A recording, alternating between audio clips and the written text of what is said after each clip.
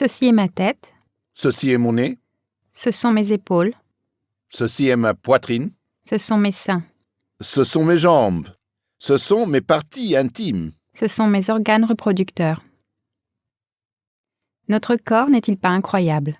Ce film va vous donner des informations sur les changements de votre corps à la puberté et sur la façon dont on fait les bébés. Les corps des femmes et des hommes sont similaires, mais l'appareil reproducteur et les organes génitaux sont différents. Voici le docteur Souman qui va nous en dire plus. Les bébés garçons et filles se ressemblent beaucoup, mais vers l'âge de 10 ou 11 ans environ, leur corps commence à changer. Cette période de changement est appelée puberté. Elle peut être un peu déroutante et parfois difficile pour certains jeunes. C'est après la puberté que les jeunes filles peuvent tomber enceintes et avoir des bébés. C'est aussi une période au cours de laquelle des substances chimiques spéciales appelées hormones circulent dans le corps. Ces hormones peuvent faire qu'un garçon ou une fille se sente triste ou heureux ou parfois assez confus. Lorsque ma puberté a commencé, j'avais peur, car ma poitrine commençait à se voir. Je me souviens qu'au moment de la puberté, mon corps a changé. Par exemple, au niveau de ma gorge. C'était assez effrayant de voir certaines parties de mon corps, comme mes seins, se développer et aussi d'avoir des règles sans vraiment comprendre ce qui se passait. C'est étrange car je n'avais pas réalisé que je pourrais avoir une barbe. Et maintenant, j'en ai une. Certains changements avaient lieu dans tout mon corps et je n'étais pas au courant, alors j'étais très perturbée. Des changements quand je dors et je me réveille. J'étais mouillé, alors parfois ce n'était pas bien, mais l'expérience était bonne pour moi. J'ai juste accepté la situation, car c'est ce qui se passe quand on grandit. J'étais contente parce que je grandissais. Alors, comment le corps des garçons change-t-il à la puberté?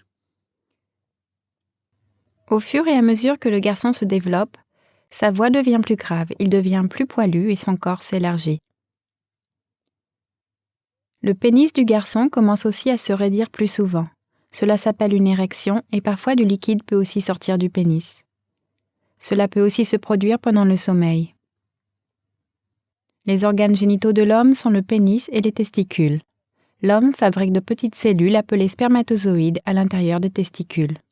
Ces spermatozoïdes sont les graines de l'homme. Parfois, le pénis peut se raidir et ensuite des millions de spermatozoïdes mélangés avec du liquide, le sperme, sortent d'un tube fin au milieu du pénis appelé urètre. L'urine sort aussi par le même endroit, mais pas en même temps que le sperme. Le pénis n'est pas dur non plus à ce moment-là. Alors, comment le corps des filles change-t-il à la puberté? Le corps des filles change pour qu'elles puissent être enceintes et porter des bébés. Leurs seins deviennent plus gros pour pouvoir produire du lait si elles ont un bébé. Leurs hanches s'élargissent et des poils commencent à pousser sous les aisselles et sur la vulve qui est la partie externe des organes génitaux féminins. Il y a un orifice appelé urètre par lequel la femme urine. L'autre orifice est appelé vagin. Il conduit vers le col qui est l'entrée de l'utérus dans lequel un bébé peut se développer. Le vagin est l'orifice par lequel sort le bébé au moment de la naissance. Une fois par mois, l'ovaire d'une femme libère un petit œuf. Si cet œuf n'est pas fécondé par un spermatozoïde d'homme, le revêtement interne de l'utérus se détache et la femme saigne. Ce sont les règles. Dès qu'une fille a ses règles, il est très important qu'elle sache qu'elle peut alors tomber enceinte, alors qu'avant ce n'était pas possible. Comment une femme tombe-t-elle enceinte? Une femme tombe enceinte en ayant une relation sexuelle avec pénétration. Cela veut dire que le pénis de l'homme entre dans le vagin de la femme. Au cours de la relation sexuelle, le pénis de l'homme peut éjaculer des spermatozoïdes. Ces spermatozoïdes peuvent se déplacer jusqu'à l'utérus où, s'il y a un œuf, ils peuvent féconder cet œuf qui deviendra un bébé. Maintenant, nous savons comment nos corps fabriquent des bébés. Dr Souman est allé parler à un groupe de jeunes pour leur expliquer quand cela avait le plus de chances de se produire. Bonjour, je m'appelle Souman. Je suis médecin et je vais vous parler de la façon dont fonctionne le cycle menstruel de la femme.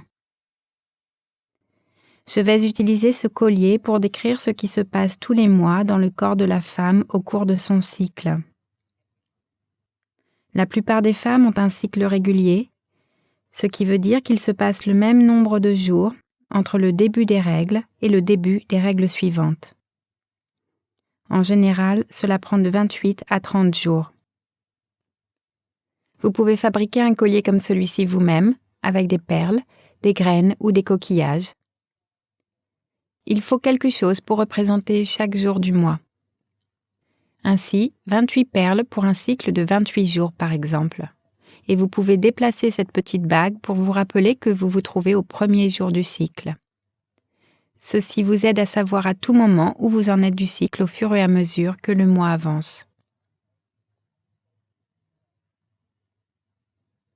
Vous pouvez voir qu'il y a des perles rouges ici qui représentent les jours où la femme a ses règles. La plupart des femmes saignent pendant 5 jours environ. Quand une femme saigne, elle élimine le revêtement interne de son utérus. Cela veut dire qu'elle n'est pas enceinte. Il y a des substances qui circulent dans le corps appelées hormones. Ces substances préparent l'ovaire qui se trouve à l'intérieur du corps de la femme et qui stocke les œufs qui sont les graines des femmes pour qu'ils soient prêts à libérer l'œuf. Ce collier peut-il vous aider à planifier une grossesse ? C'est une bonne question. Les perles bleues indiquent les jours du mois où une femme a le plus de chances de tomber enceinte si elle a une relation sexuelle. Si elle a une relation sexuelle là, elle ne tombera probablement pas enceinte car il est trop tôt. L'œuf n'aura pas encore été libéré. Si elle a une relation sexuelle là, elle ne tombera probablement pas enceinte car il est trop tard. L'œuf est parti. D'accord ? Alors, si une femme veut tomber enceinte, voici le meilleur moment, la période pendant laquelle l'œuf a le plus de chances de rencontrer les spermatozoïdes si elle a une relation sexuelle avec un homme. Ceci dit, ce n'est pas une méthode absolument fiable, car on ne peut jamais être sûr que ces jours ne sont pas fertiles et ceux-ci sont des jours fertiles.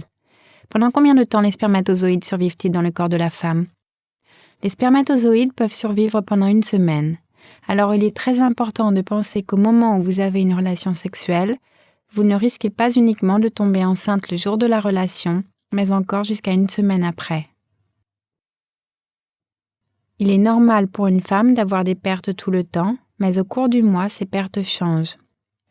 À cette période, les pertes sont peu épaisses et élastiques pour aider les spermatozoïdes à remonter le vagin. Ça les rend plus efficaces. Vous avez dit que les pertes d'une femme changent. Alors, comment reconnaître ces changements ?